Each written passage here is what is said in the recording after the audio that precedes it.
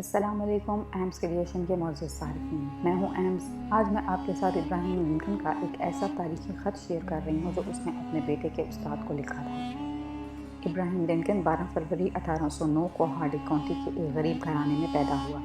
نہایت غریبی اور تنگی میں علم حاصل کیا، پھر اپنی لگاتار محنت اور عزم کی پختگی کے نتیجے کے طور پر 1860 میں امریکہ کا صدر منتخب ہوا۔ ایک ڈاکیے اور کلرک سے زندگی شروع کر کے امریکہ کا 16واں صدر بنا۔ اپنی ذاتی محنت سے قانونی امتحان پاس کر لیا، امریکہ سے غلامی کو دور کرایا اور 14 اپریل 1865 کو فورڈ تھیٹر میں ایک شخص کے ہاتھوں گولی سے ہلاک ہوئی۔ ابراہیم لنکن نے اپنے بیٹے کے استاد کو جو خط لکھا وہ کچھ یوں تھا: وہ سیکھے گا اور اسے سیکھنا چاہیے، کیونکہ میں جانتا ہوں کہ تمام انسان یوں ہی عام سے نہیں ہوتے، چاہے وہ مرد ہو یا عورت۔ وہ صرف آدمی نہیں ہوتے، ان میں سے کچھ انسان بھی ہوتے ہیں، لیکن تمام لوگ سچے نہیں ہوتے۔ لیکن اس کو یہ بھی تعلیم دو کہ ہر برے انسان میں اور ہر برے انسانوں کے بیچ ایک بہترین شخص بھی ہوتا ہے، ایک ہیرو بھی موجود ہوتا ہے، جس طرح خود غرض سیاستدانوں کے درمیان ایک سچا جانثار لیڈر ہوتا ہے۔ اس کو تعلیم دو کہ دشمنوں کے بیچ کہیں نہ کہیں کوئی دوست بھی ہوتا ہے۔ مجھے معلوم ہے کہ یہ سب باتیں جاننے میں اس کو وقت لگے گا، لیکن پھر بھی اسے سکھا دو جتنا سکھا سکتے ہو کہ وہ پیسہ جو خود محنت سے کمایا جائے زیادہ قیمتی اور اہمیت رکھتا ہے، بجائے اس کے جو آپ کو بیٹھے بٹھائے مل جائے۔ اس کو، میرے بیٹے کو بتاؤ کہ کسی بھی چیز کا کھونا اپنے اندر اہمیت اور طاقت رکھتا ہے، اور فتح کو انجوائے کرنا اور فتح کو اپنے اندر برداشت کرنے کی ہمت دو۔ دور لے جاؤ اس کو جہاں تک ممکن ہو سکے اس جگہ سے جہاں کسی کے حق پر ڈاکہ ڈلنے کا خدشہ ہو۔ اس کو خاموش رہنے کا گر بتاؤ اور مسکرانے کی اہمیت اور افادیت بھی جتنا جلد ممکن ہو سکھا دو۔ اس کو تعلیم دو کہ اچھی عادات وہ سب کچھ جلدی حاصل کر لیتی ہیں جس کی کسی بھی انسان کو تمنا ہوتی ہے، بجائے بری عادات کے، اور خاموشی وہ سب کچھ فتح کر لیتی ہے جس کو آپ برسوں گزرنے کے بعد حاصل کرنے والے ہوتے ہیں، جبکہ ایک چلتی زبان سب کچھ برباد کر دیتی ہے۔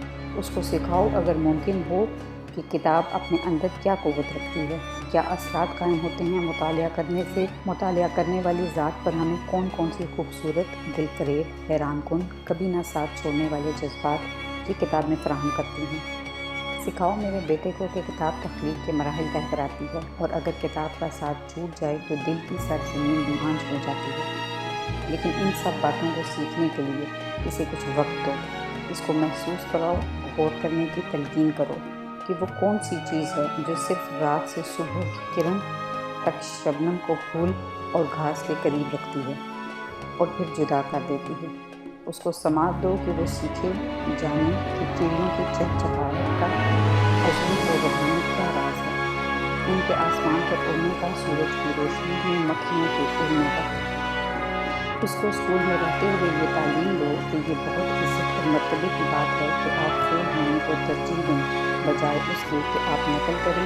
اس کو اپنے اوپر بھروسہ کرنا بتاؤ اور اپنے خیالوں پر اعتماد کرنا دو، اس وقت بھی جب کوئی اس سے کہے کہ صرف تم غلط ہو۔ سکھاؤ اسے کہ اچھے اور مہذب لوگوں کے ساتھ اچھے، خراب لوگوں کے ساتھ بھی اچھے، لیکن بدکار لوگوں کے ساتھ سخت رہو۔ کوشش کرو کہ میرے بیٹے کو اس کی اپنی طاقت اور اعتماد دے سکو، اور اس کو بچاؤ کہ وہ بھی اس مجموع کی پیروی نہ کرے جہاں برے اور بدکار لوگوں کی موجودگی ہو۔ اس کو تعلیم دو کہ وہ غور سے ہر آدمی کی بات سنے، لیکن اس کو ساتھ ہی اس کو یہ بھی سکھاؤ کہ وہ سماعت کے پردے پر ابھرنے والی ہر آواز کو سچ کے ترازو میں تولے، چھان بین کرے اور کھرا اور کھوٹا الگ کرے، اور ان سب باتوں میں سے اچھائی کو چن کر اسی اچھائی کے رستے کا مسافر بن جائے۔ گوہ کہ یہ رستے ختم ہوں گے، مگر ہوگا بھی یہی رستہ دیرپا پائیدار۔ اس رستے سے منزل پر پہنچنے میں ہو سکتا ہے کافی دیر لگ جائے، مگر یہ رستہ پائیدار ہوگا۔ ہر رستے سے اسے سکھاؤ، اس کو بتاؤ کہ ہنسنے کے کیا ادا ہوا کرتے ہیں، اور میرے بیٹے کو بتاؤ کہ آنکھ سے آنسو بہے اور رونے سے کوئی چھوٹا نہیں ہو جاتا، اور نہ ہی اس میں کوئی شرمندگی کی بات ہے، اور نہ ہی بے وقار ہونے کی۔ تعلیم دو اسے کہ اپنی جسمانی اور ذہنی تمام قوتیں بیچ کر داؤ پر لگا دے، محنت کرنے والوں کے لیے، ان کے لیے جو کوشش کرتے ہیں، نہیں تھکتے، لیکن کبھی بھی اپنے دل، اپنی روح اور اپنے ضمیر کا سودا نہ کرو۔ اسے بتاؤ کہ زہر کی کتنی اقسام ہے۔